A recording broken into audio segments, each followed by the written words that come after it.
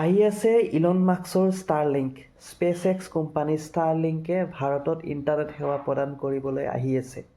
এতিয়াৰ পৰা ছেটেলাইটৰ জৰিয়তে আপুনিও ইণ্টাৰনেট সেৱা লাভ কৰিব পাৰিব। ইতিমধ্যে এয়াৰটেলৰ সৈতে চুক্তিত স্বাক্ষৰ হৈছিল ইলন মাস্কৰ কোম্পানী স্পেচ এক্স ষ্টাৰলিংক। আৰু এই ষ্টাৰলিংকে এতিয়া জিঅ'ৰ সৈতেও চুক্তিবদ্ধ হোৱাৰ খবৰ আহিছে। আৰু কিছুমাহ পিছত আপুনিও ছেটেলাইটৰ জৰিয়তে ইণ্টাৰনেট সেৱা লাভ কৰিব। ইতিমধ্যে ভাৰতৰ বিভিন্ন অঞ্চলত আপুনি দেখিবলৈ পাইছে ষ্টাৰলিংকৰ ছেটেলাইটৰ সেই দৃশ্য। আৰু এতিয়া সেই সপোন আপুনিও ছেটেলাইটৰ জৰিয়তে ইণ্টাৰনেট সেৱা লাভ কৰিব।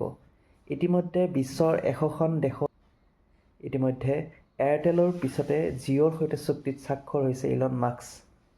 আৰু এই চুক্তিত স্বাক্ষৰ হোৱাৰ পিছতে আৰু কিছুমাহ পিছতে আপোনালোকে ছেটেলাইটৰ জৰিয়তে সমগ্ৰ ভাৰতে লাভ কৰিব ইণ্টাৰনেট সেৱা। ইলন মাস্কৰ ছেটেলাইটৰ জৰিয়তে ইণ্টাৰনেট সেৱাৰ এটা এডভান্টেজ হৈছে, যিটো এডভান্টেজ হয়তো আপুনি জিঅ' বা এয়াৰটেল আপুনি যদি গ্ৰাহক হয় আপুনি নাপায়। সেইটো হৈছে যে বেয়া বতৰতো ইণ্টাৰনেট সেৱা ব্যাঘাত নজন্মে ছেটেলাইটত। আৰু যিকোনো দুৰ্গম অঞ্চলতো আপুনি যদি যায়, সেই অঞ্চলত কিন্তু আপুনি ইণ্টাৰনেট সেৱা ছেটেলাইটৰ জৰিয়তে পাব। য'ত টাৱাৰো নাই তাত কিন্তু আপুনি জিঅ'ৰ জৰিয়তে ইণ্টাৰনেট সেৱা লাভ নকৰে। কিন্তু ছেটেলাইটৰ জৰিয়তে আপুনি এনে দুৰ্গম অৱস্থাতো দুৰ্গম অঞ্চলত গ'লেও আপুনি ইণ্টাৰনেট সেৱা লাভ কৰিব।